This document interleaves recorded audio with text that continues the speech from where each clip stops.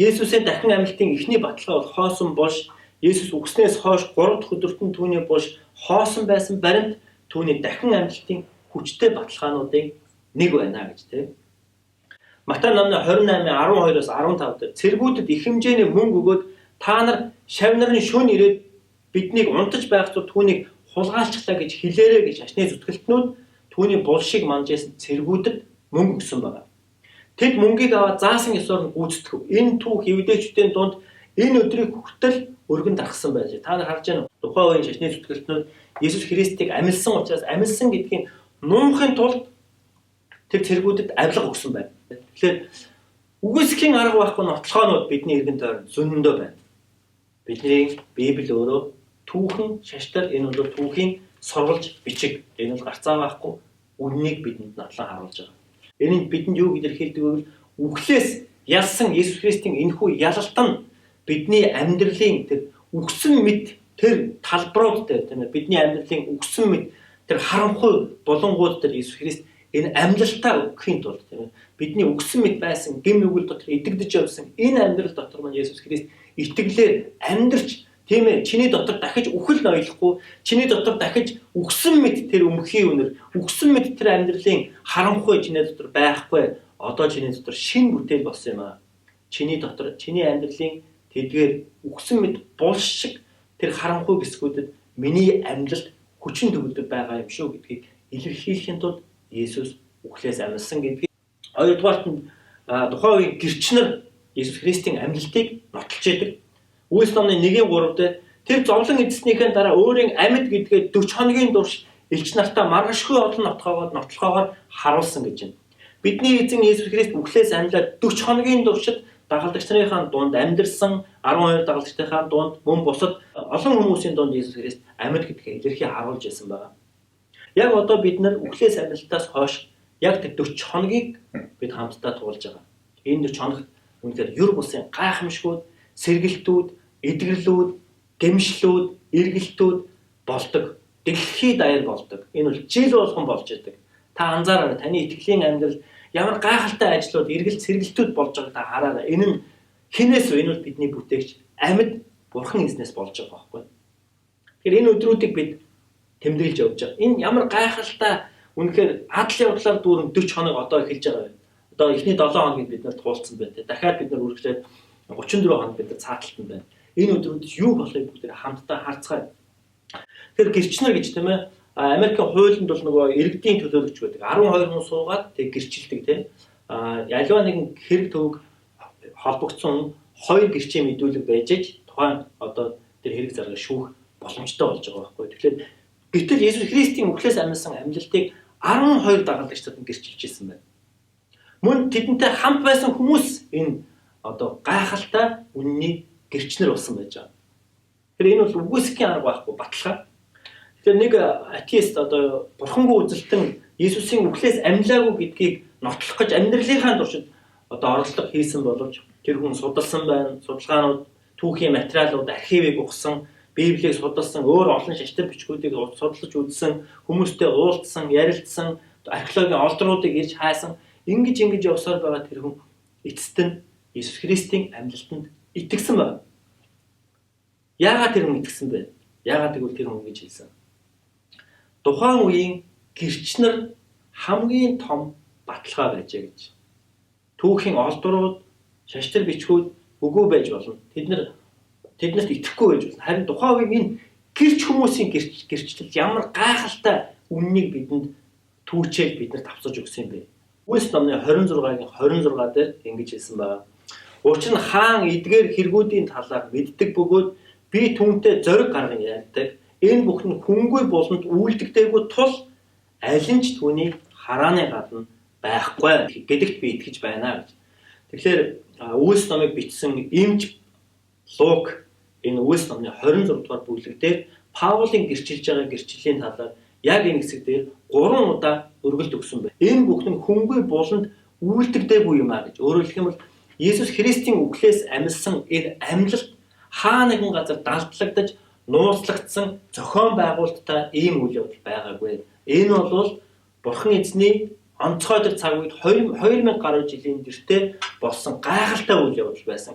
Энэ үйл явдлын гэрчнэр тухайн үед амьдарч байсан улс төрчид, шашны зүтгэлтнүүд, төрийн удирдагч нар, тэгээд игэл ардууд, Есүс Христийн дагалдагчид, мөн түүнээс ургаж явсан урагчдад хүртэл, Есүс Христийг үзэн ядж байсан түүний дайснууд хүртэл бүгд Есүс Христийн энэхүү үхлээс амьдсан амьдлтын гайхамшигын гэрчнэр болсон байдаг. 3 дугаарт элч нарын үхэл гэнэ. Элч нарын үхэл. Джеймс Кеннеди гэж энэ хүн гэж хэлсэн байна. Сэтгэл зүйн түүхэнд худал гэдгийг мэдсээр байж өөрийн амиа сайн дураараа үхэлд тушааж байсан хүн хизээж гарч байгаагүй гэнэ. Сэтгэл зүйн түүхэнд.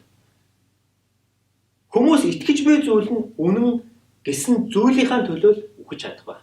Итгэж байгаа зүйл нь үнэн гарцаа байхгүй үнэн тийм зүйлийнхаа төлөө хэрв шаардлагатай бол одоо үхэхэд бэлэн байдаг байх нь шүү дээ. Сэтгэл зүйн талаас нь харах юм бол өөрөөр хэлбэл худлаа амныхаа төлөө хүн амиа зориулж байх уу? Үнэн гэж худлаа ярьж явж худлаа бол тэр хүн өөрөө мэднэ шүү дээ. Гэтэл түүхэн баримтуудыг харах юм бол Иесус Христийн 12 дагалдагчид энэ үнний төлөө амьдралаа амиа зориулж исэн тэр түүхүүдийг бид нар харж байна. Петр Иесусээс загалмай цогцлохын өмнө хоригдчод байж хат нь дахиад онгодохоос өмнө тэр шөнө 3 удаа урвсан байдаг нь хүн шүү дээ. Гэтэл Петр яасан? Эцэст нь түүний амьдрал олон удаа дашуурдуулж тэгээд тэр Иесусийн төлөө амиа зориулж, амьдралаа зориулж түүнийг барьж авч түүнийг толгойг нь доош нь харуулж цовдолж алсан байдаг. Андрей X хэлбэртэй загалмайд тийм ээ одоо модон илжгэнд цовдлуулж нас орсон байна. Зебедайн хүү Яков цаазаар ахуулсан, Йохан Патмос арал руу цөллөгдсөн, өндөр бүр хөтөлбөр болсон аа. Филипп дашуурдуулаад дараа нь цовдлуулсан, Бартоломай амьдараа арьсаа хуулуулсан гэж байна. Тэгээд дараа нь цовдлуулж нас орсон. Матай бидний нөгөө Библийг бичсэн Матай маань бас цаазлуулж нас орсон байна. Эзний дүү Яаков сүмийн оройгоос шидүүлсэн байж байгаа. Эзний дүү Яаков. Марк чирүүлж тийм морин чирэгдэж чирүүлж нас орсон байна. Паул цаазлуулсан байж байгаа. Тэгэхээр эдгээр хүмүүс юуны төлөө амьдралаа зориулсан байх вэ? Юуны төлөө энэ хүмүүс явсан байх вэ? Иесус Христийн гарцаа байхгүй үхлээс амьсны гэрчнэр байсан учраас. Тухайн үеийн эрх мэдлэлтнүүд, шашны зүтгэлтнүүд, улс төрчид Иесус Христийн энэхүү амьдлтыг эсэргүүцэж, энэ амьдлтын энэ тунхаглагч, энэ элч нарыг зогсоох гэж өөрсдийнхөө чадлаар хичнээн хичээсэн боловч энэ талаар болсон.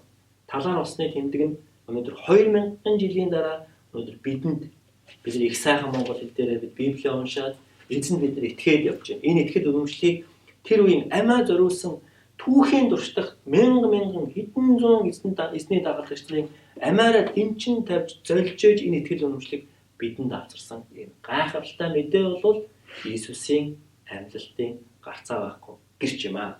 Тэрээр Кеф, Петр тийм ээ дараа нь өнөөг 12-т үзэгдэв. Үүний дараа тэр 500 гаруй ах トゥ нарт нэг мөчөд үзэгдсэн. Дараа нь тэр Яаковт тэгээд бүх элч нарт үзэгдсэн. Бүгдийн эцэст дутуу төрсөн мэт надад ч гэсэн бас үзэгдсэн билээ гэсэн. За энийг элч Паул өөрөө хэлж байгаа юм аа. Тэгэхээр зэрэг Иесус Христийн энэ үзэгдсэн нь гарцаа байхгүй үнэн юм. Өнөөдөр танд Иесус Христ таны энэ махны нүдэнд чинь харагдахгүй байж болно. Харин бидний сэтгэл зүрхэнд, бидний гүнд, бидний сүнсэнд Иесусийн тэр дүр төрх бидэнд үзэгдсэн байгаа. Энэ Иесус амьд шүү. Библиэлд Иесус хэлсэн байдаг. Намайг хараад итгэсэн хүмүүсээс хожим намайг харахгүй байгаад итгэсэн хүмүүсүүд илүү их өрөөлтөй байх болно шүү гэсэн. Тэр өрөөлтөй цаг үед бид нар амьдарч байгаа байхгүй юу?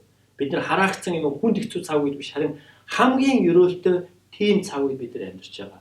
Энэ үхлийн амьдлал надад хамаатай бас танд хамаатай үнэхээр итгэхгүй байхын аргагүй үгүйсэхийн аргагүй ийм баталгаатай нотлоготой үнэн юм шүү. Та итгэж байна уу? Та Иесусийн үхлийн амьдлалтай хамт байгаа юм. Бид үхлийг ялсан эзэн бурхантайгаа хамт бид нар амьдарч байгаа юм аа. Бидэнд бурхны ам байна.